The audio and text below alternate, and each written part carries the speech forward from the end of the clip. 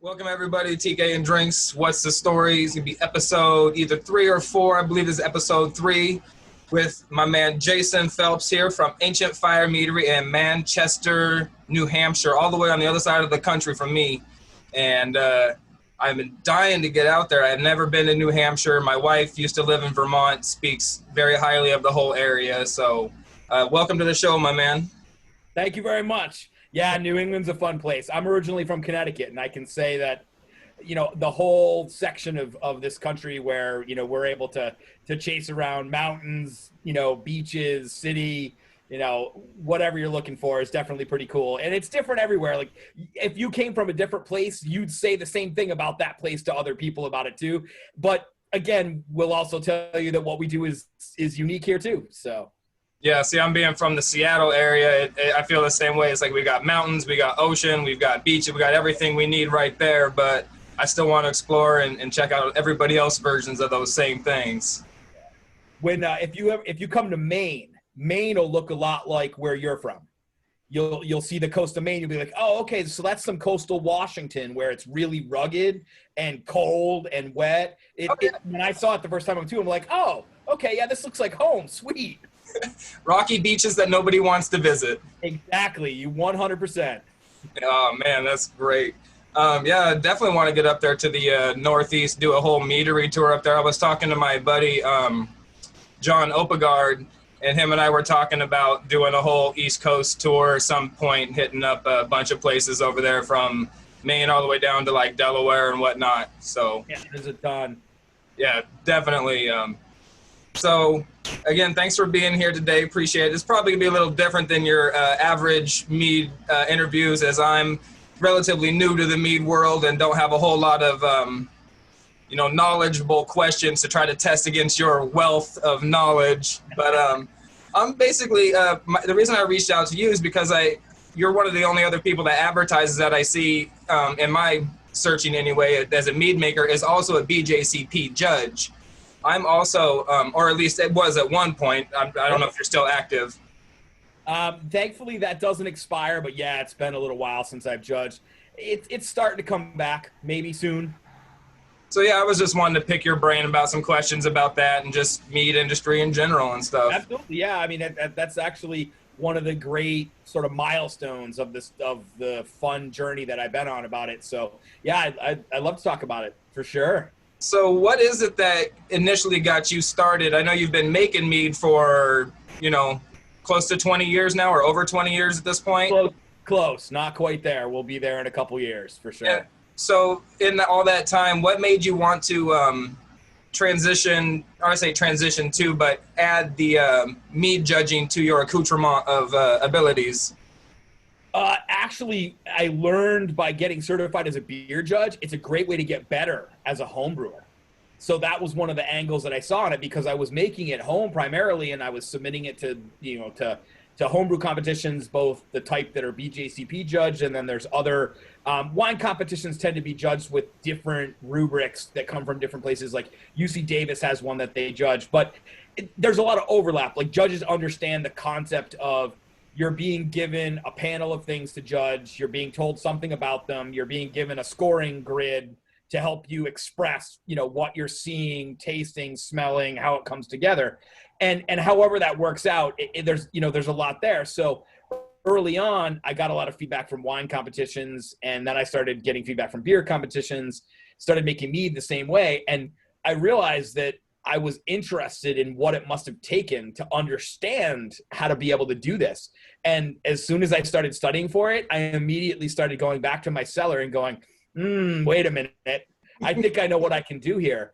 And it was so fun, like 4 or 5 straight years of taking this idea that I could sit at the judging table, which I was doing provisionally for several years, and learn how to study it well enough to then go home and study my own so I could get better. I was going to say, so that actually kind of answers my follow-up question was going to be, do you think it made you a better mead maker to join the BJC or to, become a competition judge? Yeah, definitely. I mean, and some people would say, well, but is critical evaluation the only piece to it? I'm like, no, not really. And yeah, you need to be careful about being too dogmatic about any format that you would use, Sure. and make sure that you leave room in competitions for, I'll call it kitchen sink kind of stuff. Like, you never know. A lot of ingredients, and some wide latitude for stylistic interpretation, and then have fun with it. So it's supposed to inherently be social. And when it was in person that we could do it, I had, like I said, 4 or 5 straight years where I was either judging provisionally or judging as a beer certified judge and then a mead certified judge and then judging a couple years after that, where you had the most wonderful opportunities to sit at the table with other people like yourself from everywhere. South America, Brazil, a gentleman from Sao Paulo, he was assigned to the category. It was international light lagers. Wow. Because he's actually a commercial light lager maker in South America, in Brazil. And I got paired with him, and it was an incredible afternoon because he taught me what this beer is supposed to be like. How can you beat that? Yeah, that's one of the reasons why I want to join, is to be able to learn from the people who are in the industry, so to speak, to know what they do. Where I'm at right now, I'm not really afforded too much room to be able to make my own, but I'm doing a lot of studying, and I think I'm going the reverse of a lot of people. I'm doing a lot of front end learning and then apply it on the back end once I get ready to make, as far as that goes. You know what I'd tell you about that though? Yeah. We started thinking about how we might apply what I learned through this education and focus on it to what we might teach our staff. So there is a non-homebrewer component to it. I'm guaranteed there is. It's going to direct you to understand how to talk to people about it, because you're going to have terminology that us maybe as a commercial producer might use, and you're the translator. And there's a lot to that. And we're thinking about making our staff more vocal translators, like having a lot more information that they can provide for people about the meads and the honeys and that kind of stuff, to really amp up how much people are learning about what they're experiencing, especially new to us, but also when we release new products. So I think what you're doing is actually going to be huge in the industry, because I think we're going to need a layer of folks that are going to help people like me find all kinds of other people and try to explain to them, what in the world is this that we're trying to give you a sample of? Like, what are you expecting? Like, why should you drink it? Because a lot of people are like, well, what is it? And like, it's fermented honey. And they're like, well, what does that mean? I don't know. It's sweet. It's delicious. It's fun. And so more people have to be able to say that and use a different perspective and different words. So I think you're onto something. Well, thank you, my man. I appreciate that a lot. I'm definitely wanting to, I say, break down barriers, so to speak, but I want to just show the breadth of the abilities of mead, and where it can go, and where it's been, where it's going, where it's at, and just share its greatness with everybody. I know it sounds kind of corny when you say it out loud like that. You think it in your head, and you sound like you feel like you're doing something cool and awesome. You say it out loud, and it sounds kind of corny, but I stand by it, because I'm having a blast doing it. I'm learning a lot of great things. I'm meeting a lot of great people, and I'm having a great time doing it. You know what? It's not corny though. And you know what I'll say? The American Homebrewers Association and their annual conference, and I can't wait till it comes back in person, because it's not the same without it. It's still useful because you can do the educational piece of it remotely, but the social piece you can't really do. It isn't corny, because those of us that are there, sometimes you have to be the biggest cheerleader for home brewing, just so everyone's having a good time.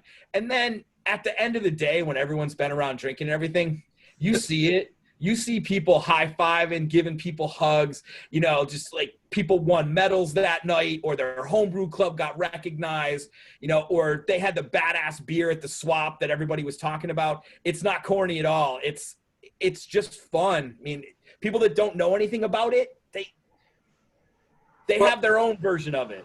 It's a soccer field, right? Yeah, absolutely. And one of the things that I'm coming across in my ventures here or there is that there's not a lot of people there's not a lot of gray room. There's some very defined camps. You have the snob people who are very devout to their methods, and I'm hoity and toity, and then there's the like the untapped people, like the bro people that are just out for the newest hottest thing and whatever. And there's very few people that are just in the middle, kind of trying to do their own. Can't we just all get along and enjoy it and just love mead for what it is? And I mean, it's funny. So because I've been drinking as long as I have compared to a lot of people that are new to mead, and there's going to be a ton of people that are new to mead all the time, which as I get older is obviously going to continue to reflect on, like, you guys have no idea what it was like 10 years ago and 20 years ago. Right. There is so much that goes on in between those two spectrums, and it's a challenge to figure out how to choose, like, how to play in either space or how to chart your own course, you know, trying to make sure that people in each camp kind of know about you and would be interested tangentially, but definitely know that you may not necessarily be the hype thing that they're going to hear about. Sure. It's hard, but it's so much of everything that goes on. Craft beer the same way. Oh. We throw around the word boutique. We use it all the time. We try to make sure that we're consistent about it. Our distribution is small. Our meadery only, on draft only, growler to go only products are 75% of what we do. Nice. And that's because it jacks up a local audience to come and get stuff. I mean, we had a chocolate mead that we sold out in 4 days in February. I mean, it works for us to be able to do that because we can do a lot of fun things and we can announce specific meads or series of things and have a series of events to celebrate, you know, different things. We were talking about some stuff today. We got a s'mores mead coming in the middle of July. It's going to be incredible. So, I mean, we've got specialty ingredients that we're purchasing from all over the place, getting everything lined up to be able to do. And that stuff is so fun. It'll last a week, maybe two, in the middle of the summer, because people will be sitting around the fire pit outside for the rest of the month, just, you know, drinking this, going, I can't even believe these people made something that tastes literally like s'mores that I can put in a glass and hang out like this. And it's really fun to be able to do it that way. But to keep it small, sometimes you miss out on hype because you don't have enough of anything to go big with something because you can't satisfy demand. It's from what things that I'm witnessing from an outside perspective, it seems to be there's like plateaus. You get to a certain spot and then you have to decide, do I want to upgrade my tanks? Do we really want to go this much bigger? Because if we commit to going that much bigger, and that means not only do we have to, you know, grow that much to supply our normal stuff, then we have to constantly be brewing other stuff to justify the payments for the machinery and the equipment, and it becomes a whole thing. And I really envy and what you guys are doing there. I love the way you're doing it. I love your flavor profiles that I see online. The quality of your few that I've tasted so far are phenomenal. I think you guys are the guys doing it right out there, man. Yeah, I mean, like I said, so it's hard because you can't necessarily. So that's Buckwheat Bonsai. Bonsai. Oh yeah. So that's a rye whiskey barrel aged apple mead with buckwheat honey in it and a little bit of avocado blossom honey, a couple kinds of wildflower honey. Like, we love it when we've got 20 or 30 pounds of wildflower honey from like 2 or 3 different buckets that are all different places in New Hampshire. And we'll throw that together with some other stuff, and it creates these really complex meads that are so fun. And then you throw that in a barrel, and it's tart. Like, you get the apple tartness with it, and you're like, holy cow. Almost like an iced cider. It reminds me almost of, with the molasses type of taste that you get in there, it almost kind of like a carnival apple or something that you would get, because you get that little bit of that the Maillard effect that goes on when you get that caramelization. Right. And it's, man, I think it plays so well. It's a favorite of mine. I love it a lot. That one's been really popular. That barrel, unfortunately, was a one and done. We sprung a leak on it about a week or so before we needed to empty it, and I emptied it. It sat there for maybe another month at most, and by the time I tried to fill it, it was raining out the bottom of the barrel. The barrel looked old by then, so I mean, I've got some ones I'm sweating up now that are, I don't know how old they are, but they look a lot newer, and they'll work. But this one, and I was sad because it was actually a pretty nice barrel, but I'll get some more rye whiskey barrels and do something like it again for sure. It seems to have fulfilled its barrel destiny because this stuff is phenomenal, man. I'm a huge fan of this stuff. Thank you. I'm actually drinking Sugarwood. So this is the Asserglen Bochet that was in Four Roses barrel, which we actually still have. That actually has something new coming in it right now. Asserglen, for people in my audience that might not know, is a mead made with maple syrup or maple derivative of some sort. Yes. So typically most people would come across this in a homebrew setting as a combination of honey and maple as a fermentable. Gotcha. So you can definitely, if you do all maple, those of us in sort of maple parts of the country that also homebrew, we would say that's a maple wine. That's more of an agricultural wine than a mead because it has no honey in it. Gotcha. But oddly enough, maple season just finished up here in the last week to 10 days, depending on how far north you were. Some places north of us are still running sap at the moment, but as the warm days come up, the sap starts to not flow the way they want anymore, so they close up for the season. Gotcha. We actually got fresh sap last week. Nice. So we have what will be a 4-keg draft-only batch of maple sap and local New Hampshire honey that will have a very, very small amount of local maple syrup put in it just to give it a little teeny hint of sweetness. And I'm hoping it's going to be almost like a sherry or a white port with the gentle maple flavor from the sap and the late addition of the syrup. So going to be really wild to see what happens with that. That sounds absolutely wonderful. You were mentioning being able to, that 75% or roughly somewhere in there, percent of your business was all local people. You got to keep the locals happy because they're your, repeat customers, the people that are going to be there on a continual basis making those buys. And you said you like to do small batch, unique flavor profile and ingredients. So if money, time, cost was no issue, what would be one mead that you would like to make, like the dream mead? Interesting. Actually, I grabbed a glass of something earlier. I didn't really appreciate it as much as I was hoping. It's called Purple Rain. It is blackberry, black raspberry, and black currant.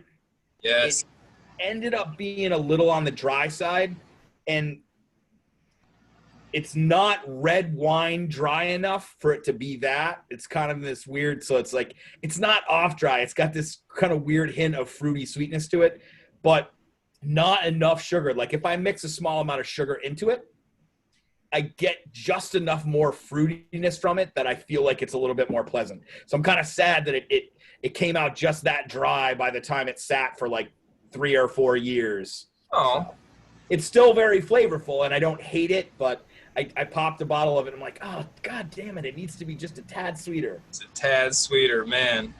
But that's cool that you get to come back and appreciate them later on. Do you guys ever save, say, take 5-10 gallons off of a batch and do something with it later on to, bring a recall to something? We have done small batch experiments like that. We do also hold library bottles out. So for every batch of bottles, we will typically hold out, at this point now, a whole box. When we first started, it was probably 2 to 4 bottles. Okay. And once a year, usually with the staff, we'll grab something and bring them out so that we can all kind of take a look at them and see what we think. And especially if we're comparing them, hopefully you'll have a batch 1 and a batch 2 that you can side by side at some point so you can see what the progression from a couple of years had been. So that ends up being something that will do more than divert smaller than our current batch sizes. Typically not really. We'll make ones that maybe be slightly smaller, but if we're going to grab something, we'll usually do a whole 8 to 9 keg run of it. Gotcha. Some people are like, is that risky? I'm like, no, not really, because we're not doing anything so insane that I'm scared. The ingredients are pretty familiar to me. If you ever spend any time in your own kitchen cooking, yeah, you get comfortable with using things. You're like, all right, well, a little bit more of this and a little bit more of this, and we're done, right? And if it tastes good, go with it. I was watching a video of you guys were doing earlier this year. You had you were doing talking about cocktails and cocktail history and knowledge, and how there's flavor combinations that are kind of like, let's say, unwritten or unspoken rules, or just flavor rules and stuff like that. And I was paying attention to that a lot. And I mean, you give out some great knowledge there. So try to apply that, generally across everything that I do there. Thank you. In the kitchen as well. And that's one of those things, that those experiences are there for everybody. Sometimes you have to remind people that paying attention to that, like cooking something. I mean, I spent the entire winter working with the New York Times no-knead bread recipe to actually learn how to make a really great loaf of bread. I started on Saturday morning, go to AF for the day to have the tap room open, cook it on Sunday afternoon, and we have it with dinner. Nice. We did 11 or 13 or something like that of them. The one we did this past weekend was awesome. But it takes time to get good at it. You gotta pay attention to what you're doing. And when the result isn't good, you gotta be able to kind of go back to it, like, well, was there anything different about what I wanted to happen versus what actually happened?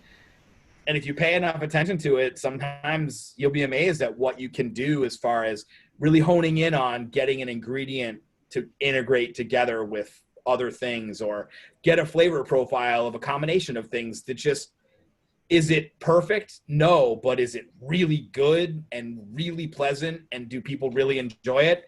If you can say that, ship it, go. I mean, you make it better the next time, but if it's really that awesome, lead with it. Act like you just did something incredible, because if people enjoy it, then that's the point. Yeah. So speaking of meat and food pairings, do you have a favorite meat and food pairing? Oh, something you guys make that you every time that you brew a batch up, you're like, I got to make this dinner, or I got to make this meal with this bottle, with this batch. Actually, yeah, one pretty typical. I wouldn't say it's my favorite pairing, but it's one that I think the mead was made for this particular occasion, so it ends up being a frequent one. Rogue Flywheel. So it's a pineapple mead with habanero chilies. Yes. So it is one of our draft styles. So it's 7% alcohol, lightly carbonated. We just actually finished a batch of it today that'll get filtered into the tank for packaging next week. And it has a classic flavor, like fruity, sweet pineapple, and then just a really nice streak of heat behind it. And it's almost like barbecue sauce. You got that in the glass, and you're like, yeah, pulled sandwich. Oh, yes. Yeah. Oh, that sounds killer. You definitely need to get some pineapple habanero meat to go with a pulled pork sandwich. Man, that's now on my list. That will be back in the online store as of next Thursday, I think. We're bottling it, I think, Monday. Okay. I'll be on the lookout for that. Believe that. Yeah, I mentioned we had a good start to the week. Oh, yeah. God, the last couple of weeks have been crazy. I mean, and we're behind. Like, I haven't done videos and all kinds of stuff, and I feel apologetic, but people, we've had some family trouble, so it's one of those things. And it was great to have everybody back today, because I actually had to quarantine and get a COVID test. Ooh, so yeah. The last week and a half's been nuts. I've been being very careful around everybody, and so thankfully everything worked out great, and it was so awesome to have everybody back today.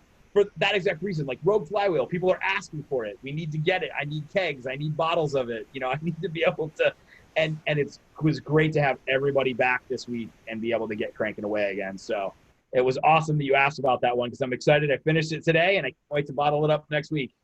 Right on, man. Congratulations on the negative test there and everything. And I failed the test. I love it. Yeah. One of the only times you're happy failing a test is Rogue Flywheel. Yes, that's the name of it. I don't think I've seen that one on there before, but I'll definitely be looking for it. I would love that pineapple habanero. We got a guy here locally that makes a pineapple habanero one.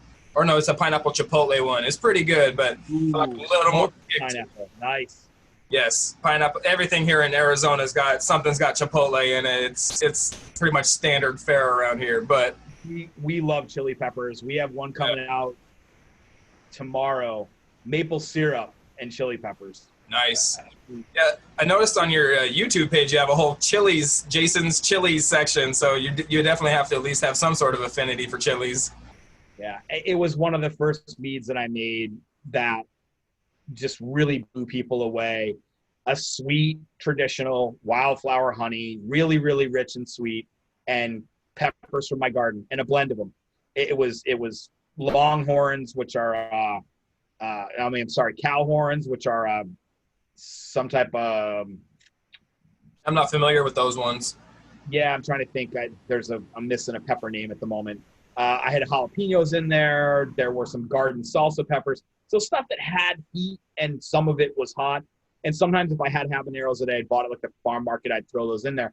Sure. And people they love the opposition of this sweet, mead with the chili heat. Yeah. And I just started kind of playing around with it and found different combinations of peppers, with honey. Mesquite blossom honey and habanero was one of the best combinations that we ever did. And we've not been able to duplicate it. To be honest with you, that first 2 times we did it, it was incredible. And we have not been able to duplicate it again. That the mesquite blossom honey isn't quite the same. For whatever reason, we just didn't get that really killer balance between the two things. And it just shows you how hard it is to work with these ingredients and really be exacting when you don't know exactly why you're getting that particular flavor profile, other than the measurements of the volumes of things that you're using. But they're flavored differently, and they're a moving target, as strawberries and other agricultural stuff. Grapes, you never know year to year. Yeah, and I'm having one of the hurdles that I'm coming across because I'm a wholesale distributor here in Arizona as well, is some of these places that aren't very familiar with mead. I'm trying to explain to them that, these are small, limited quantity things that might not ever be able to get again. And they're like, oh, well, you can't just make this batch. It's like, they have the recipe down, but you can't necessarily duplicate the same flavor profile. It might come out as the same name, but you can't guarantee it's going to be it's going to be as close, but it's not going to be 100% the same. And I think, so we just turned 3 years old. So we're in year 4. We're starting to kind of think through, like, how does that work for us? So I think we actually did ourselves a favor when we first started, and we created several series of meads just out of the gate. One of them is our Maker series. So those are draft style, and they do get bottled. Two more, including one that I think it's only the 3rd time we've ever bottled it. It will be back fairly soon. And these are single honey. Okay. Draft style, 7% alcohol, typically about the same level of sweetness. So you're looking at pretty much a prototype with a different type of honey in each. And it would give you the ability to compare that mead in that basic form to each other based on the different types of honey. So orange blossom will be back soon. Blueberry blossom will be back. We have a raspberry blossom now. I think that's the only 3 that we've ever bottled from that series. But then we have our classic series, like our Cruising Elm, which is the raspberry blossom with the grape, Concord grape, the raspberry blossom with the apple and ginger. We have then the Rogue Flywheel, which is our classic series. So these are all in our starting lineup on day 1. And we make them throughout the year. They're not always available, and except for Cruising Elm. Concord grape, hands down. We're making batch 40 of it next week. Ooh, hot damn, 40 batches in 3 years, man. That's moving. Of one thing. Yeah, not everything else you're doing. The next highest is 16. Good That'll tell you Lord. how much of this stuff we sell. It's incredible. I need to get some of that. That has got to be the hottest ticket in town, brother.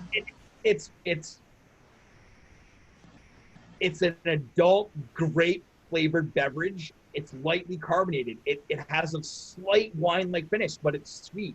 And you can make margaritas with it. You can drink it out of the bottle.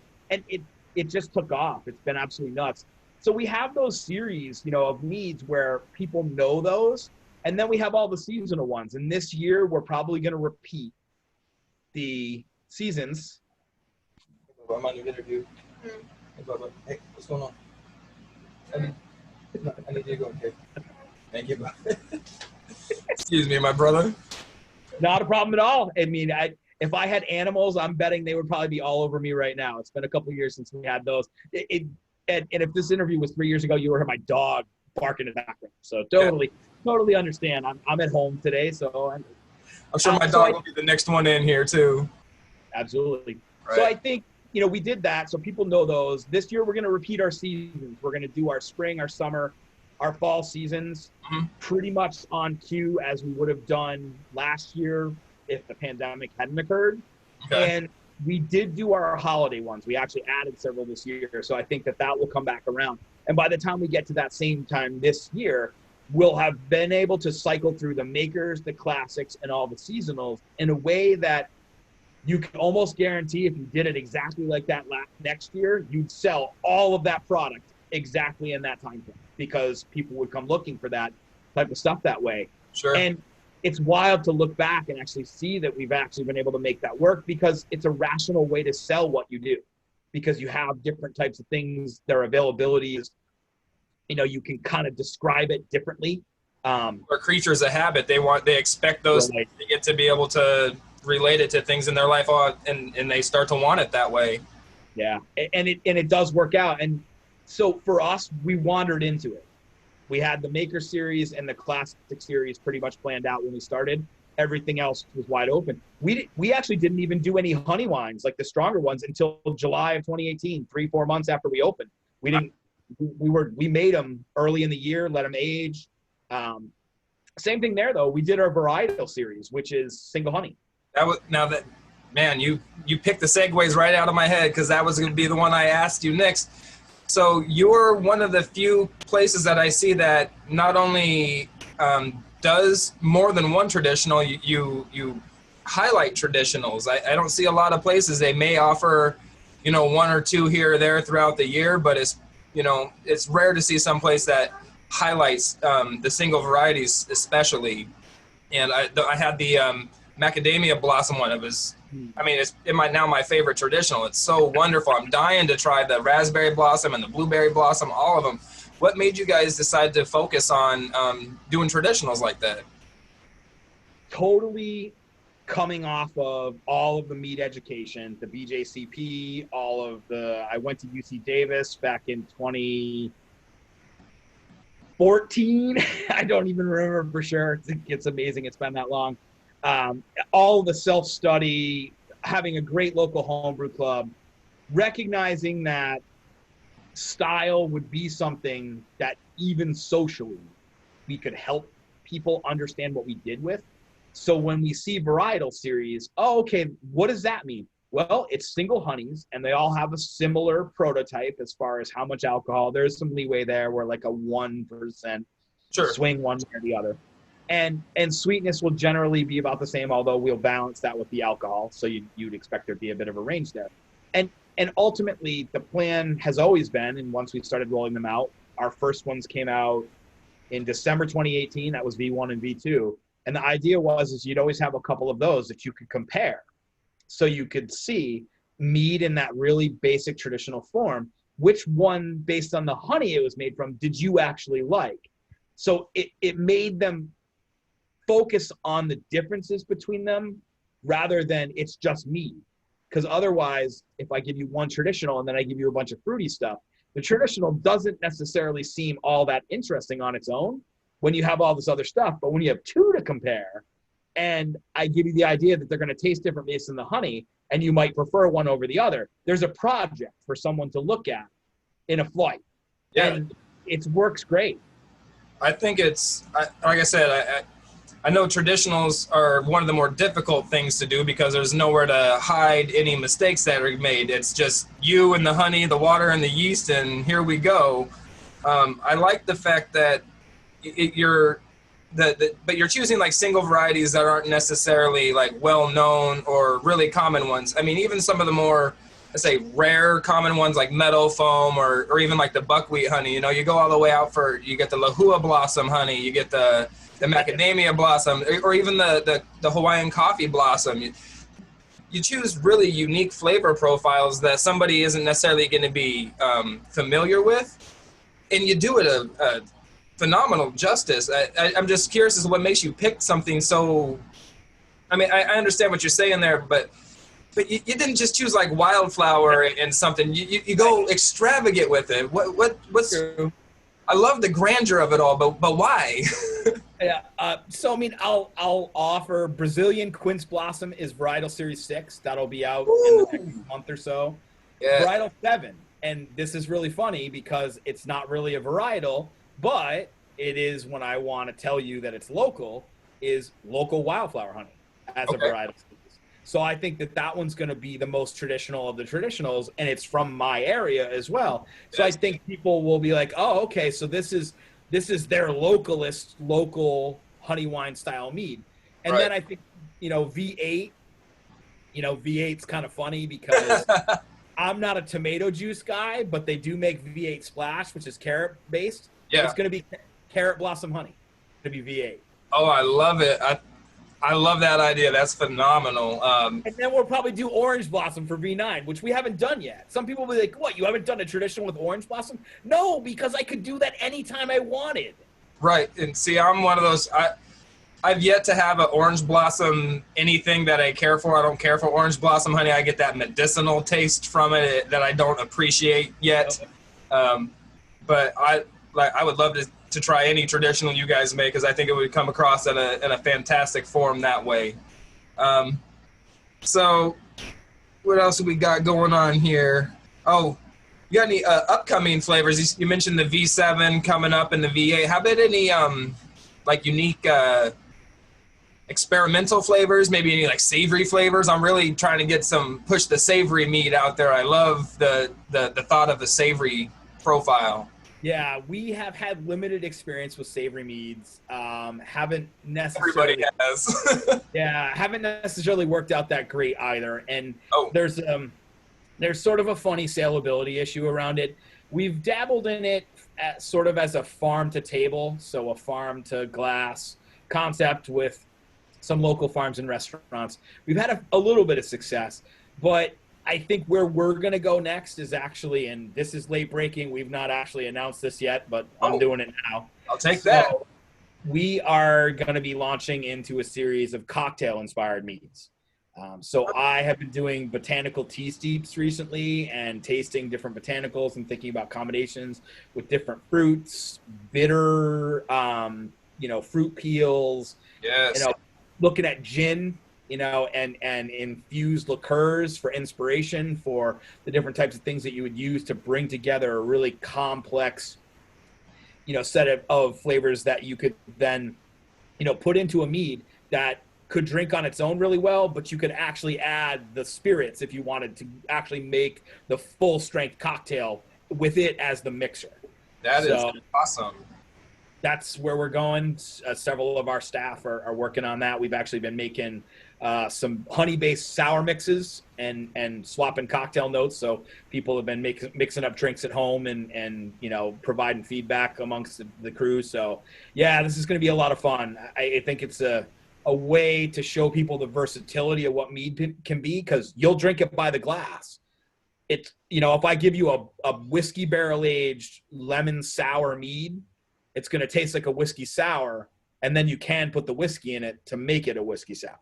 Gotcha. Are you guys going to be doing a combination of still and draft for that line of products? I would imagine that there's some potential, especially with the botanicals, because I'm thinking that, doing a light, gin barrel aging with a fresh botanical infusion in a mead would just be really fun. And if you could make it 13-14% alcohol, it would have that aperitif kind of feel to it. So I think we'll get there. I'm just not, I need to spend a little time kind of getting some experience with the botanicals and working out the proportions. And we're going to do that through these draft experiments. We actually have a local restaurant that's on board. They're actually requesting a series of products like this from us. So yeah, a lot of fun. I just got some fresh barrels from a local distillery this week, and I'm working on sweating them up and getting them ready to put mead in them so that I can start doing a barrel aged. Now this is barrel aged session mead. This is that mean people are like, wow, okay, that's nuts. Like, yeah, it's the flavor. You want the flavor from the barrel and the mead to give you the cocktail thought in your head, right, without it being a strong cocktail, if that's what you want. I like that direction more than my savory idea. I'm just thinking flavor profiles. That's innovation. I like that a lot. I think you're going to be. I think a lot of people are going to be following in your footsteps, my good man. That's I think a very clever idea. A lot of people are going to pick up. Yeah. So we're very excited at the potential. I mean, we have to learn a lot. There's a lot of stuff that we could potentially use that we need to learn what it tastes like. You know, how to infuse it. Does it need special processing? And sometimes we have to look to see if it's approved, if we can even use it in the first place. Yeah. So, kind of steer this back to the BJCP thing real quick. So I do the review show on my YouTube channel here. I'm up to on that, I think 64 different meads, and in my personal life, I've, probably added another, probably double that, probably up to 120 so meads that I've tried. And I'm trying to get myself to 500 before I consider myself knowledgeable, expert level, whatever somebody wants to identify that as. How many meads would you say you've tried over the course of your sampling, testing, competition experience there? So this first judging I did, I want to say was in maybe 2010, 2011. Okay. But from 2006 or 2007 till then, I took 5 classes with Wine Spectator. I did weekly sessions with the Boston Sommelier Society. So this was a blind tasting, rubric-driven exercise that they do. And then started judging and doing all of the studying. I got certified 2014 for beer, 2015 for mead, and then judged again in 2015 and 2016. And then sporadically since, it's got to be thousands. I judge at the Winemaker Magazine conference where I'll do 250 in a weekend. That's so crazy to think that that's even possible to try 200 different flavors in a weekend alone, man. It's all weekend though. It's Friday at lunchtime through Sunday at lunchtime. I mean, it's a great time though. Again, it's the people. Oh sure. You meet American Wine Society folks. So I generally get brought in for mead. Spice, herb, vegetable, and flower wine, and sort of the open, so some of the offbeat stuff. I did a panel for Dandelion Wine for a group of judges one year because they had never had it. And for whatever reason, I had asked to be on Sparkling for breakfast because that's just what I wanted. And so they didn't put me on Dandelion, but they had me go over and sit with the judges. And they loved the fact that they had been able to meet somebody that had made it, that could describe it in just very basic culinary terms, like what it was going to taste like. And several of them came up later and said, some of these are absolutely phenomenal. And if you hadn't told us what it was going to taste like, we might have thought they sucked because we weren't sure, like, should it be vegetal and medicinal and should it have that bitterness and that kind of stuff to it? And it's like, you basically told us what was it going to be like to taste dandelions in a wine. And that was very exciting then to go into it and actually have the experience and be able to place it. So, it is a lot, but that's where the learning can actually happen. I mean, I encourage people to get involved. Believe it or not, every single one of these organizations and competitions needs volunteers. And in a year from now, when everything like that really gets back and running again, if you do it. Whoa! Yep. Oh! Man down! Man down! And that was funny. I didn't even touch the table. All right, hold on. Got ghosts. Much better off. There we go. Yes, we're all set. So, my wife comparing it. Are you? I mean, when all of this stuff gets back up and running, if you do it right, you're going to be inundated with opportunities to get involved. So, and I encourage people to do it. There is so much to be learned out there. The best experience, as I said, if it's not light lagers, with somebody who brews light lagers commercially in Brazil. I mean, and some people were like, oh, how would you be so lucky? Guess what? Everybody in that room and every one of those days that I judged got to sit down with somebody who they realized was someone who had experience that they didn't, or realized that they had experience that person could get from them and took the opportunity to be that person and be the educator. And whether it's with mead or cider or beer, dozens and dozens of times. And yeah, they're long days because you're drinking and you're sampling stuff and you're trying to maintain your wits about you. And my handwriting sucks as it is. And you should see some of my score sheets after a day of judging wine. Like, you know, that's the hardest part is, you know, make sure it's legible. Okay, great. Yeah. It's, you know, and some stuff, there's not a lot to say. So Right. it's like, maybe I want to scrawl something on a piece of paper that they can't read. So that's my biggest thing with my score sheets. I don't have a problem showing what my scores are and being honest, critiquing with people. Is I don't want people to pick apart my handwriting. Yeah, and you know what I'll tell you is that only one time in 6 or 7 years of judging did anyone ever angrily contact me. Oh, wow. Hey, that's pretty good. I had several times where people excitedly contacted me and said, hey, this score sheet's really awesome. Like this is really great information. I went and opened a bottle of it and I totally understand what you mean. And I absolutely can't wait to try this, you know, to make it better the next time. So Yeah. One angry person and a few that were happy, and anybody that I ever helped win an award, they would have been happy too. So it was always beneficial. So I tell people, as soon as you can get involved in this stuff again, do it. That's my plan. As soon as all these things really start getting rocking and rolling, the homebrew community here in Arizona has been very accepting and communicative, and everybody here has been very happy and family-like. So I'm feeling very welcomed. Yeah, I mean, and that's for us. We tell people all the time. You know, there's so many aspects to our story. One of them is finding our people. Yeah. A local homebrew club where we met them through the competition that they host locally. Mm-hmm. I won 2 first place and the mead maker of the year, I think. And the club didn't know who I was because, but they saw that I was local and said, you know, so the president of the club reached out and said, hey, by the way, like, you know, we have a bunch of people over here that are really curious about what you're up to. Like, some of the stuff was really awesome. We tried, you know, your meads at the end of the day. You know, we just thought you might want to know there's a homebrew club since we know you're not a member. And you go and you meet everybody and like, oh my God, these are the people I want to be with because they're into what I'm into. Yep. And they're up on new stuff and they have friends that make ridiculous stuff. Like all these crazy IPAs and everything that people are talking about. I had the homebrewed versions of this stuff years ago. And it's because I just happened to be in places where someone was like, here, try this. Oh, like these fruited gauzes and the sours and all that. And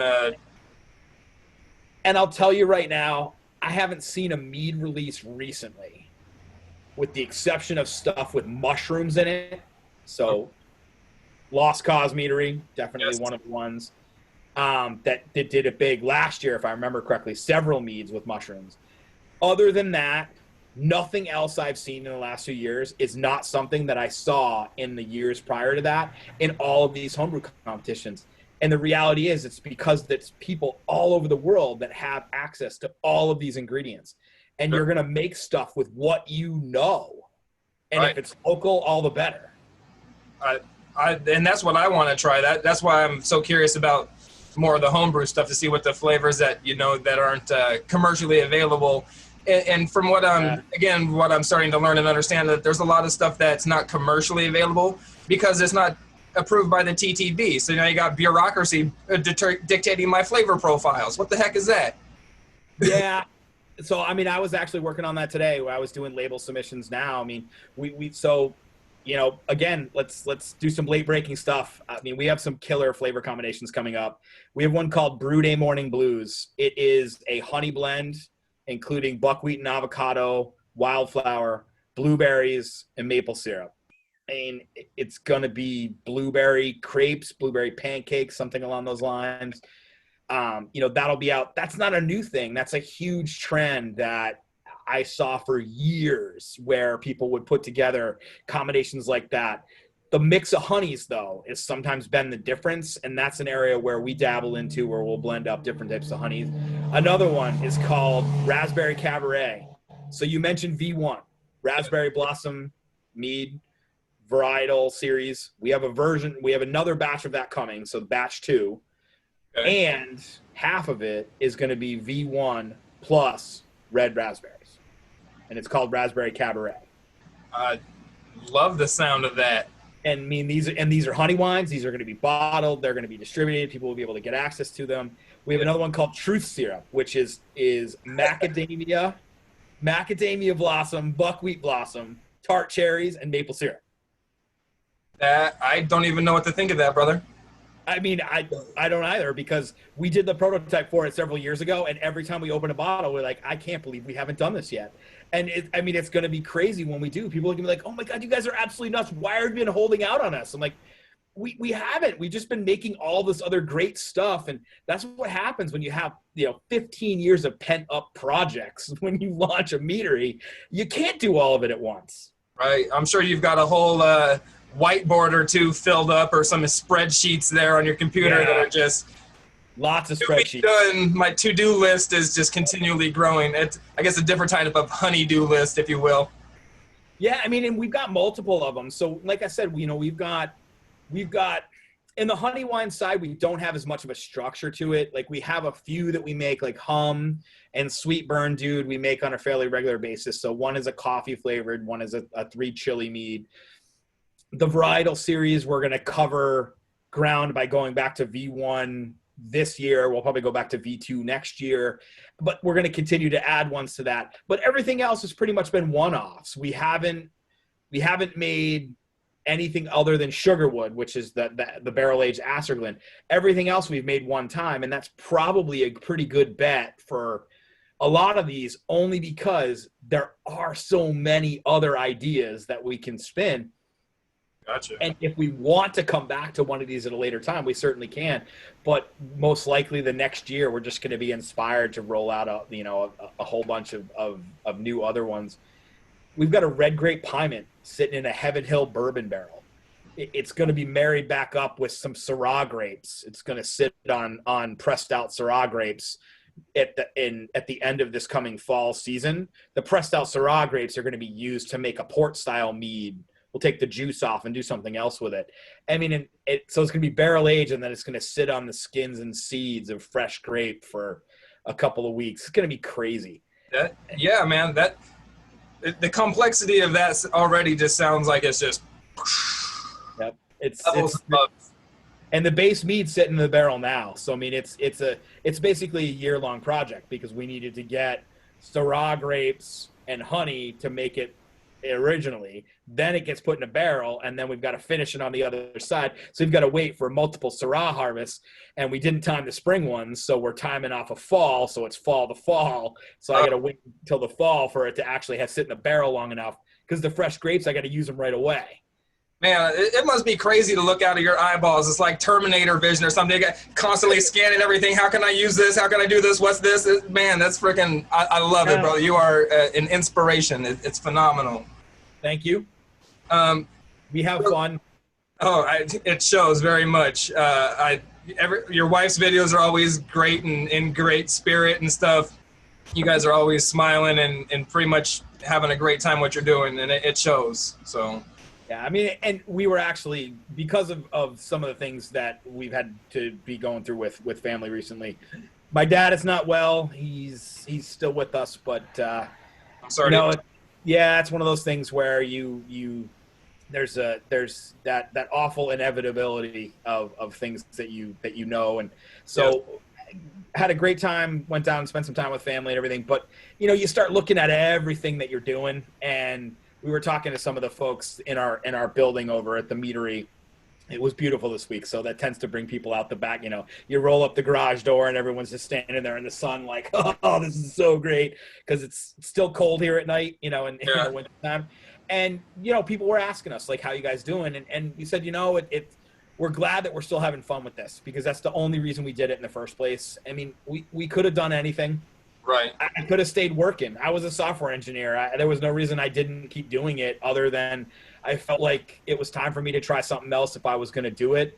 But it had to be fun, and it has to stay fun. And that's been a lot tougher in the last year or so. I mean, and everybody feels that way. We all feel that way. Everybody understands what that means. Like, everything's been tougher, and it's harder to take as much pleasure in everything that you're doing because of how hard it is to slog through it. but it is still fun. So we're, and that's for us is such an important guiding force, and if I wasn't excited on this podcast, you should reach across and be like, hey, what are you doing, man? Because if you're not having fun doing this, why are you here? Yeah, no kidding.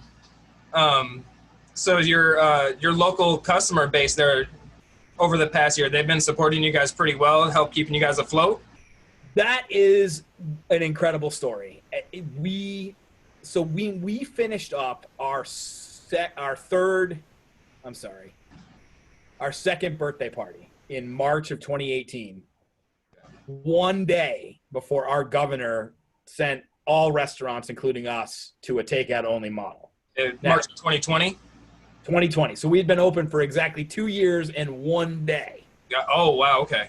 Right. So, again, 2 years is good, but the one day, meaning it just became 2 years, is significant. Okay. And we had felt momentum at that point. And we had a big trade show. It's called the Made in New Hampshire Expo, coming up like third week of March. And it was going to be, we need staff there for the entire weekend and at the meadery for the entire weekend. So it was like we were going to have to explode as a team to be, and my wife and I are each going to basically have to manage a crew for the entire weekend to get it done. And all of that stuff got shifted in a huge way. And our typical experience for the prior 2 years is, if you came in the front door, somebody would greet you and sit you down at a table inside or outside and put a menu down in front of you, and we'd ask a bunch of questions. Have you been with us before? Have you had mead? Depending on what you answer to that question, what kinds of meads you typically like, help you understand how we offer what we offer. So for the most part, your best bet was to try a flight of something, perhaps to find one that you really liked, which might be hey, I want a glass of this, or I'm only doing a flight because I'm going to the brewery down the street, but can I get a growler of that one that I really liked? So takeout business of people walking in going, hey, can I have that one sight unseen? Can I grab a growler of it right now and just walk out the door? That was not how we worked. Right. This was all scary. Like the 16th of March, my wife and I remember it still vividly. We're open on a Monday because we knew we needed to be. And it's like, hey, we're just doing takeout, guys, like no seating, but we want to be here just in case you guys need to stock up because we're not really sure exactly what's going to happen. Right. And we're watching the governor's press conference at 3:00, and he said, yeah, midnight tomorrow. So we had another 24 hours, everything shifts to takeout only and, hyper vigilant, this and that. And we're looking at each other like, whoa, okay. Complete business shift. Yep. And I cannot tell you how just overwhelmed we actually were by what happened next. We started with a Facebook model. We basically put out a post that said, here are the menu of the things that you can order to go. Here are the sizes for the growlers. Please send us a Facebook message with your name, your phone number, and the list of things that you would like to purchase, what time you'd like to pick it up, and we'll have it ready for you when you arrive, and we'll check you out at the bar. And that was like, okay, that's the minimum that we can do, anyway, so let's just do this. And we were blown away. Like there were several dozen orders that came in. We're like, holy crap. All right. Nice. And then I was like, okay, so now we're going to need to, make this a better deal. So fully integrated e-commerce website. Like we already had a website. I was a software engineer who happened to write software, including websites. Gotcha. So, I spent a couple days ginning that stuff up, and then orders started coming in. But here's the challenge. Now we need to start getting people to buy stuff that we're releasing new now that they've never had before. Right. How is that going to work? And we did that. And we had several. One of them was a raspberry, cranberry, and rosehip. So it was perfect for the springtime. It had this really nice, like, red fruity tea kind of quality to it. Ooh, yeah. Gangbusters. Every single order that week had a growler for it, if not more than one, and other stuff from the list. All of the product that we made for that trade show that didn't happen, we were able to move it. It was crazy. That's great news, man. But if you had asked me before it, I would have told you there was no chance. I would have told you it would have been closed by summer. Yeah. Man, because I didn't know. I mean, we had never worked that way before. it's that unknown unknown. You're completely in the dark. Well, here we go. Let's see what happens. Yeah, please come by. Lots of takeout from us. It's not something you've ever done, so we have no reason to believe you're going to do it. But please do that anyway. It's insane, and we were very cautious, but we, because of the change in schedule for us, we furloughed the staff that was working the tap room. I could focus on the customer service around those orders. Right. And then I started realizing, okay, we really legit have something here. There's a lot of people that are contacting us and asking questions. Like, what do you guys ever take out food? Huh? We never had takeout food. And now people are asking us, can we get some of the snacks from your menu to go? We're like, holy crap. Man, that's awesome. You gotta love a local community that'll keep up business. You guys, that means you got to be doing something right there, man. And I don't know how. I've never looked on a map exactly. Are you guys in a more rural location? You guys are in Manchester, which pretty. We're near where the population is, and that's a benefit to us as a business overall throughout all of this for absolute sure. It just we have thanked people endlessly. Like from the second or third week when we realized that we were doing something that we never imagined we were doing, and we were actually seeing bills get paid almost right away, we started donating money to local charities every single week. We'd name it at the start of the week, and we'd say, anything that you buy of this, and this, we'll donate this amount to it. And people were smashing that like button, as it were, like crazy. And we were blown away because like I said, I wouldn't have bet on it, only because of what I had seen as a business owner. Like, remember, business owners try to tell people, use your experience, use what you see with the way your business runs to make good business decisions. I would have closed if that's the way I thought. No kidding, man. So I think, I don't know how to tell people to do that either. People are like, what do you think the secret was? No clue. None. Luck. Sheer luck sometimes. Yeah, persistent. We were persistent. Yeah. Hey, everybody, guess what? We're still here this weekend. We have something new for you to buy. Come get some. Exactly. And we evolved that. We saw ups and downs. Everybody did. June ended up being slower than we would have anticipated. We opened back up for seating in July. And July, August, and September, most October too, were actually phenomenal. Like really good. We're happy. I mean, we didn't make all the gap up that we had missed, but again, from the perspective we were looking at it, we were in a way better place no matter what anyway. And it was like, okay, how do we get back to basic milestones? Like, what do we have to do every week to make sure these bills are being paid?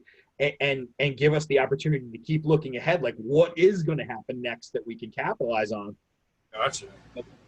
For example, the 2 prior years, 2018 and 2019, we had a predictable holiday season. One followed the other. 2019 was very predictable compared to 2018, despite the fact of being a year older. 2020 was not the same at all, but that's because COVID cases were way up. Oh yeah, there you go. In our place by then, compared to where they had been in the summertime, and you couldn't sit outside anymore here because it was teens and 20s during the day. So it was definitely different. So, we've tried to explain to people that you need to use what you see as a business owner, but remember, don't make decisions on this one event alone. You need to look back at this event a year from now, 2 years from now, 3 years from now, when you've had other events occur, hopefully not a pandemic, but who knows, right?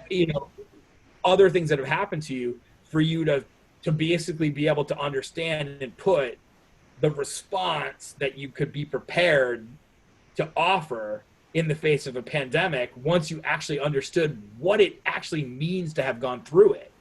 And that's crazy because I would not have paid it to turn out the way it did. Yeah, I could not tell someone, well, you're going to be so happy to live through a pandemic, because guess what, you're going to learn about stuff that you would have never bet on any other way. Right. I can't tell people to bet on that. That's crazy. Nope.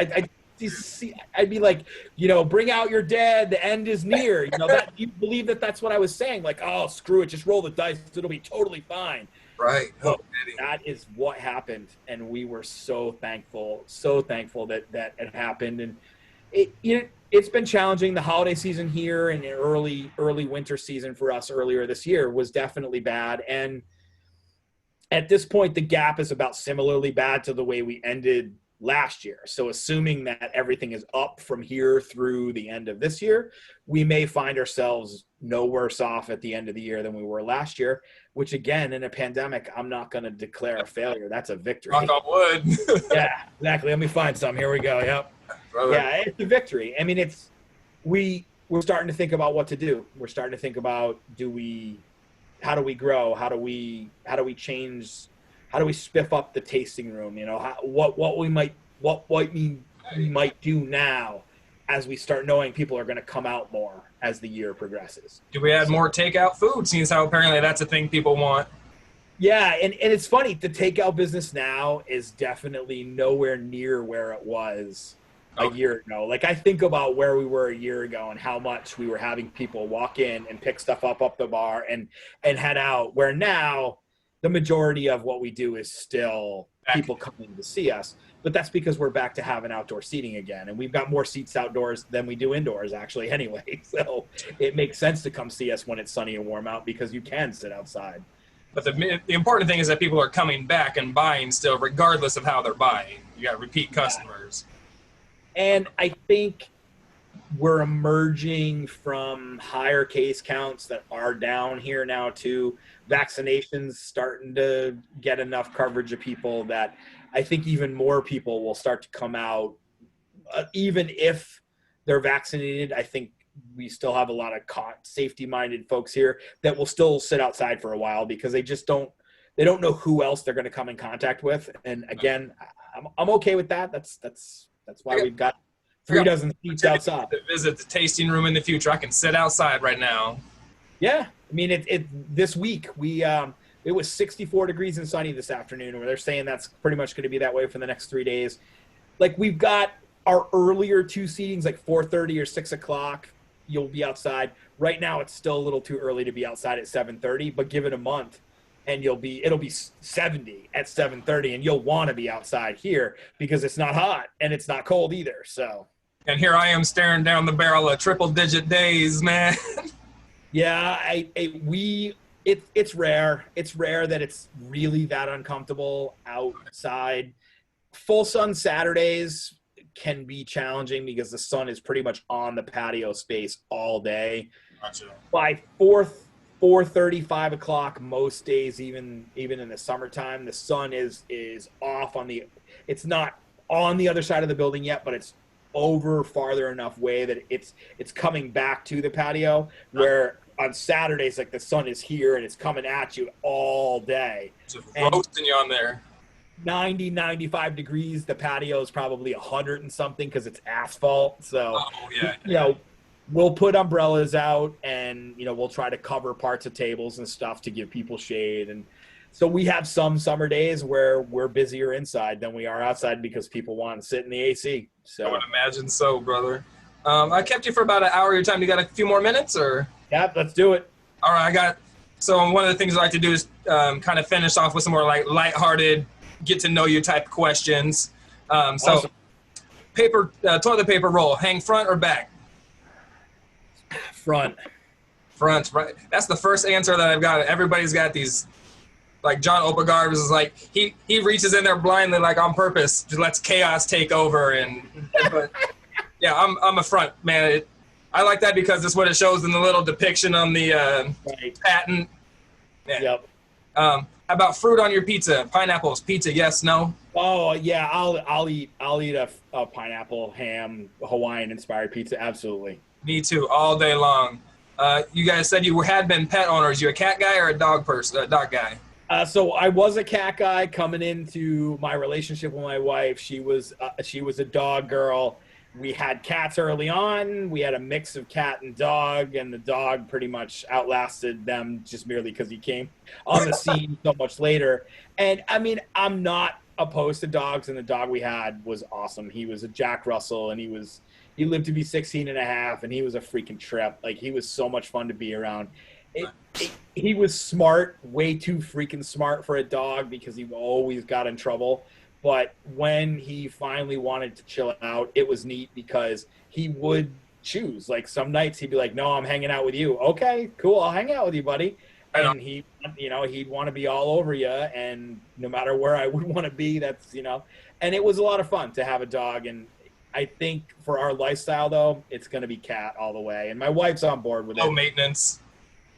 Much, much different. Yeah. And with the crazy schedule that we still have to live, because one of the two of us is still in our tap room every day that we're open. That's going to start to change a little bit this year, but we've made it that way because we really do want people to know us and know who, is the face, the ringleaders, or the circus master, if you will, behind this craziness. Just because why we're here is so much about, stories of us and where we come from, which, by the way, we probably should do this again sometime, because there's a whole bunch more stuff we should talk about. Oh, dude, I would love to talk again, man. I'm having a blast. So I think, it's, the cat is going to be much easier for us to kind of keep a schedule around, because they're a little bit more forgiving and some of the longer days away from home if you're working a long day. So. Oh, yeah, my dog goes ballistic when we go to the grocery store for 15 minutes and loses his mind when we come home like we've been gone for 2 weeks. The cats, we could come home after 2 weeks and look at us like, oh, you guys were gone? What? Right, exactly. Did you bring the snacks? Because the cats are still going to want the snacks after 2 weeks. Oh, absolutely. Yes, cats and their snacks. Turn signals, blinkers, yes or no? Absolutely. Yes, I don't think I'm going to get anybody that says no on that one, but I'm sure someone will have a unique opinion. Are you a Girl Scout cookie fan? Yeah, I tend to be. We didn't actually get any this year, which I'm not disappointed by, though. So what's your favorite flavor of Girl Scout cookie then, if you got to get just one box? I'm what's the Tagalongs? The peanut butter and chocolate, yeah. Those are stupid good. I'm a fan of the Samoas with the coconut personally, but yeah, them tagalongs are a strong second, man. That's one of the only artificial peanut butters. And I got a general gripe with like candy peanut butters and stuff like that. Like Reese's peanut butter, that's some pretty legit stuff. And like outside of that, you don't get a whole lot of peanut butter in those products that are generally better than like a jarred peanut butter. But man, those tagalongs are phenomenal. I love those. They're poppable, which is the problem. Exactly. That wasn't really 2 sleeves, was it? Yeah, exactly. Whoops. Oh, that whole box is gone. Damn. All right. Well, good thing there's another one. Oh, man of my own heart, brother.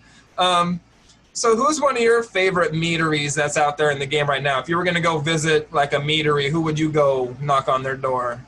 Oh, this is a fun one. I had like a Star Trek teleport. I could go teleport for an afternoon and go visit these guys.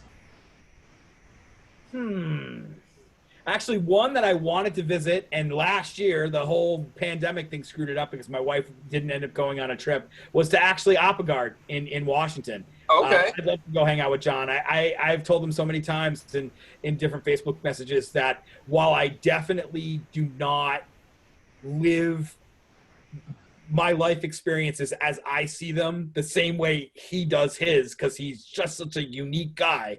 Yeah. But I would love to talk to someone who does, because I'm expecting he would be equally passionate about what he does the same way I am. So, absolutely. And his weren't the first commercial meads I had, but a few years back, I want to say it's probably been 4 years now, I started buying a bunch of commercial meads right before we opened, because I just wanted to kind of try a bunch of stuff, see what was out there, just kind of a head check on where I thought I was going.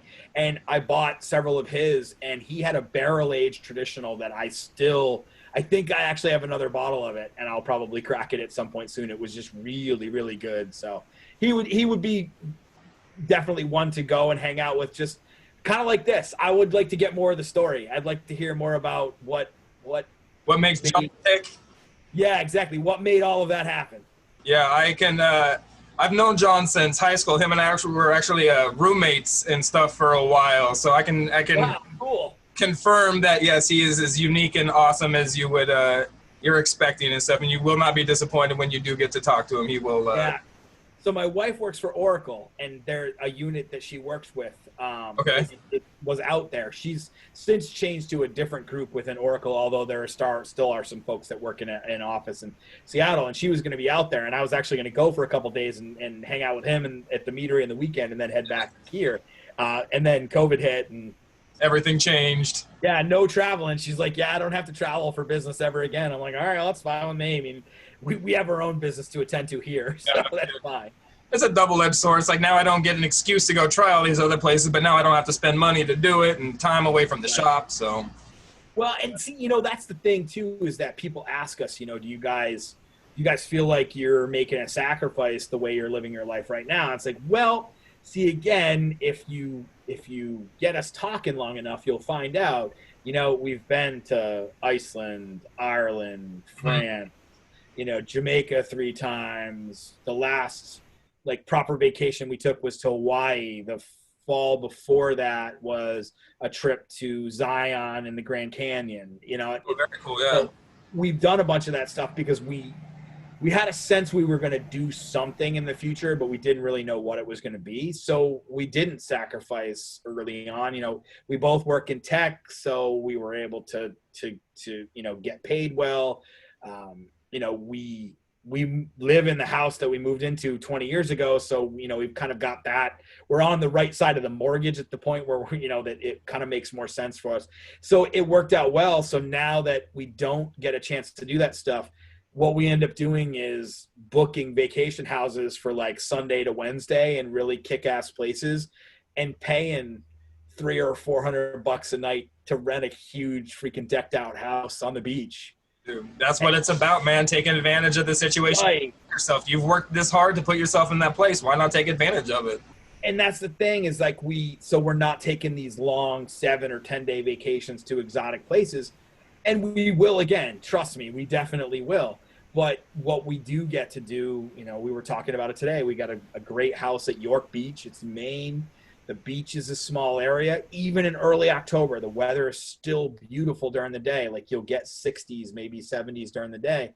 You might not go sit on the beach all day, but you'll go and walk on the beach and you'll go hang out at, when the tide's changing and do that. But at night, it's cool out. You can sit on the deck and you can hang out. You're grilling, or you can go and grab lobsters. And so even though it's off season to people who might vacation there, not to us.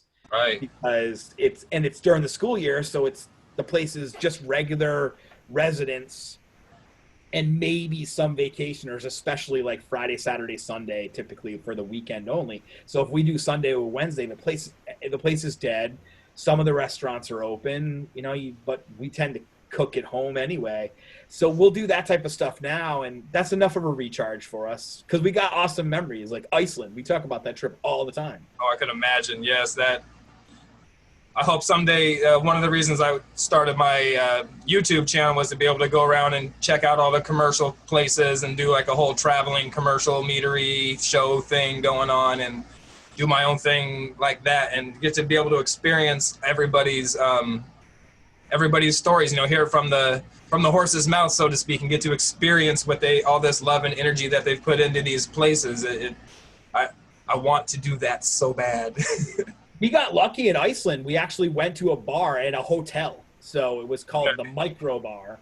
And it was it looked like a bar, but you looked at the taps and you're like, oh, interesting. They're all the same brand. What's up with that? Well, it turned out that bar not only sold cocktails, but they also had draft product, most of which was just one particular brewery, but they also had a bottle list from pretty much every other brewery in Iceland that bottled product. Oh yeah. So we start looking at it going, it's not our hotel, but it was one where you could get off on the bus and walk a couple of blocks and check it out. So we start chatting up one of the bartenders. Well, it turns out the bartender that night, the first night we went there, was actually a brewer for one of the breweries. So we start talking to him and we tell him we're a home brewer. So home brewing has only been legal in Iceland since the 1990s. Whoa. So they're in a real renaissance over there. So they had a prohibition in the country for a long time, and not since I think it was the 60s or 70s did they even have like low ABV beer. So they had sub 4% ABV Like beer. So beer. like, yeah, just lagers, just like crap-tacular, just low ABV, drinkable, poundable lagers. And not until sometime in the 90s did they get ability for commercial brewers to challenge that ABV by making other higher versions of the beer, as well as homebrewing.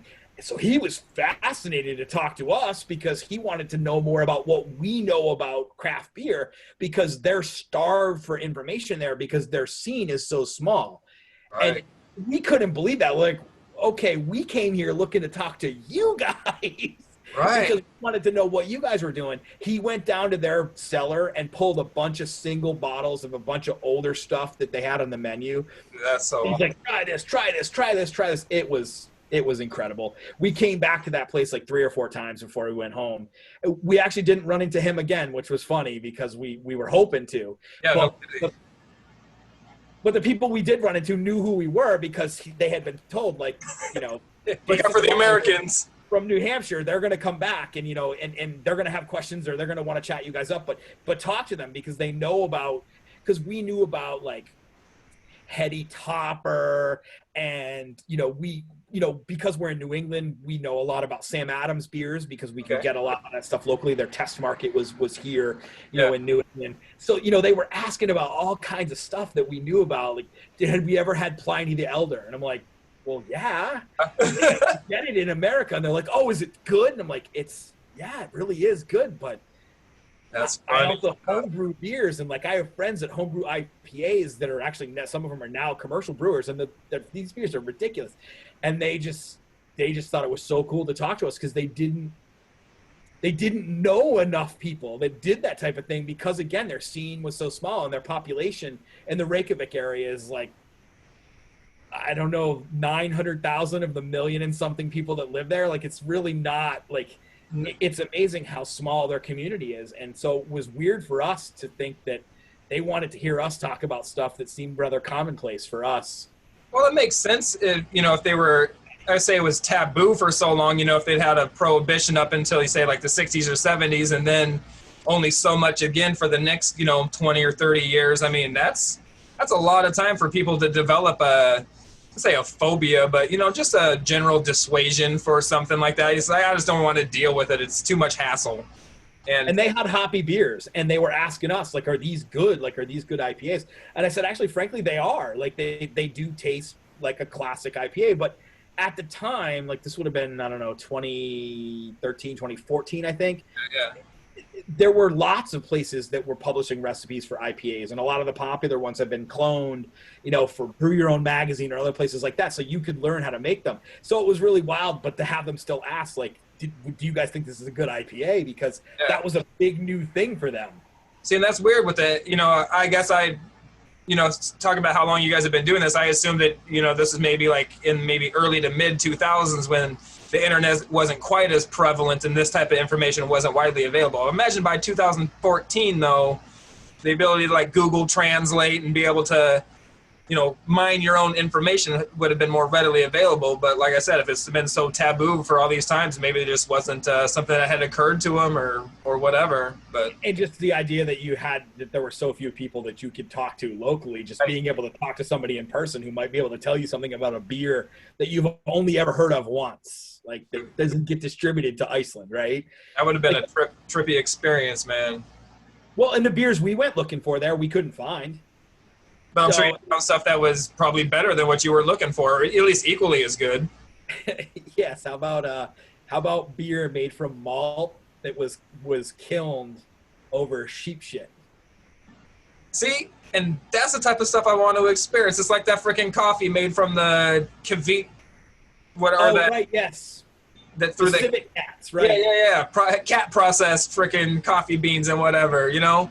And that's something like what you were just saying. Probably you couldn't get away with that here in the U.S. There'd be FDA and TTB regulations and so much red tape you wouldn't even be able to see the end of tomorrow.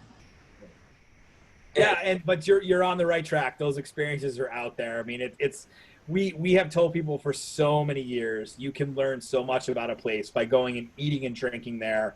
And even better if you can do it in a situation where it's casual and you're coming in contact with people that are also from there, which is why sometimes, no matter how appealing it might seem to sit at a table, if a restaurant still has a full service bar, pre-pandemic or no pandemic, let's assume, go sit at the bar, because you never know who's going to be on either side of you. You really have no idea where that's going to end up. And I'm a big fan of doing that.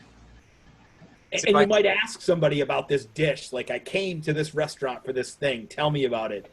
And you'll hear them tell you the thing that drew you there. And you're like, okay, I just had a local tell me why I was here. And that makes it the thing that you were expecting it to be. And that's happened to us so many times. And we tell people, like, don't just go somewhere and look at it. Right. Go get a drink. Go find out, what do they eat? Is there something there that they make? Is there some restaurant that has the best who knows what around there? Go check it out, because there's got to be a story as to why. There has to be, and there has to be one you want to hear. Like, my wife watches a show on Netflix. I can't remember what the name of it is, but it's a show about people that I think it's the Chef's Table maybe or something. But these people that open up restaurants, and it's like a featurette piece for these famous chefs and stuff. And there was this one guy, I can't remember what his name is, but he's a white guy who moved to Japan and started a ramen shop that became wildly popular called Ivan Ramen.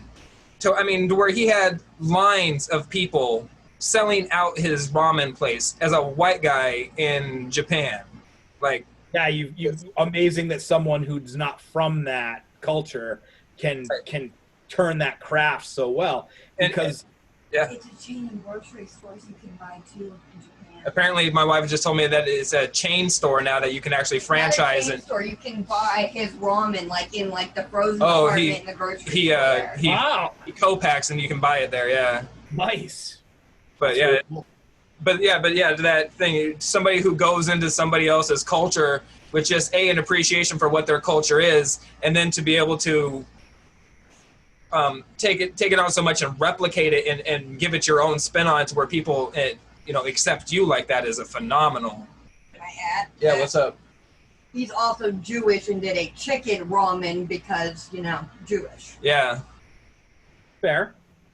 Yeah, I'm on board with that. And the other thing we'll tell you is that a lot of trips that we've taken, we've had some space that we left empty, because we hoped we were going to sit down at a bar somewhere and talk to somebody, and we were going to be able to ask them, here's some things we're planning on doing while we're here. Is there anything that we should do that's not on our list?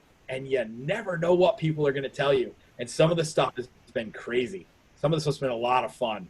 Yeah, I that's my biggest thing I look forward to for traveling, is getting to do what the locals do. I don't want to go do, I mean, the touristy stuff is cool. It wouldn't be a touristy thing if it wasn't cool and unique in some regard, but I want to do what the locals doing. Where are the locals eating? Where's the place that's got the mop bucket over in the corner that never gets put away, that's got the old sign in the window that's got some lights burnt out of it, but it's got the best food. Everybody knows grandma that makes it, cooks there. You know what I mean? You got to get those spots.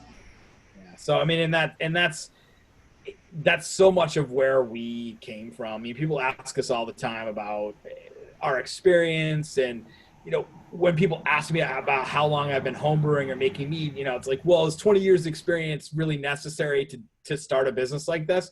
Like, no, but it sure will help. Right. It's sure going to help you a lot. And that's the thing, is if you understand what you're doing from that experience side, you can remember you're also in a position to offer that experience to people as well. True. That's the biggest thing that the pandemic's done for us, is it's changed the dynamic of our tap room. We used to have bar seating. We had 8 seats at the bar.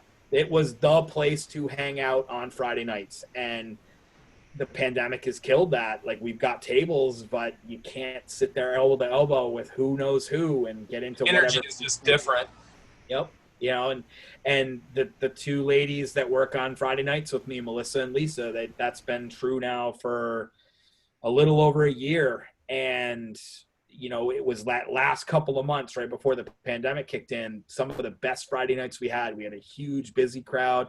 tap room was hopping. The three of us were behind the bar. You know, it was a comedy show because we'd be ragging on each other, and it was great. It was a lot of fun, and it's been too bad that we really haven't been able to do that same kind of thing again, because you're offering that same experience to other people. You know, we're near our local airport. We do have people that come in, like, they're going to the airport 2 hours from now for a flight, and they're looking for something to do before they finish up. And we happen to be literally 1.5 miles from the airport. So that's a solid business decision right there. They find us and go and hang out. And, you know, when they do that, you're sitting at the bar, like you're sitting next to a regular, somebody who's there. This is their chair every Friday night. And you're never been with us before we even get to talking to you about what we might have available. Your regular to one side or the other's already told you what your flight should have in it, because based on what's up on the board, and, you know, all this is all the good stuff this week. This is, you know, oh, you're only here one time. You have these things. Definitely don't leave without this. And it's nuts to see that kind of stuff happen. So it's fun to have it all come back around. I love to see that type of camaraderie, my man. That's awesome. Well, it's been an hour and a half. I'm going to have to let you go here. Got other things that are piling up, unfortunately, but I would love to do it again if you would be willing sometime. Yeah, absolutely. I'd love to tell you more about some of our early stories, some of the stuff that I think people would love to know about, the why. You know, how do you get here? Dude, hey, I'll reach out to you. We'll schedule it here sooner than later. Absolutely. Right on. Well, thank you very much, Jason. Thank you, everybody, for viewing here on TK and Drinks. What's the Story with Jason Phelps from Ancient Fire Meadery. Go scope them out. Delicious AF. Also, quick, love that freaking clever marketing right there. Delicious AF everywhere. Yep. Instagram, Facebook. I believe you guys are also on Twitter, YouTube. Yep. Hit them up on all the places. Do all the things. Subscribes, all that. Follow. So thank you guys for being here. Thanks for watching, everybody. Have a good day. Peace. So thank you very much, my brother.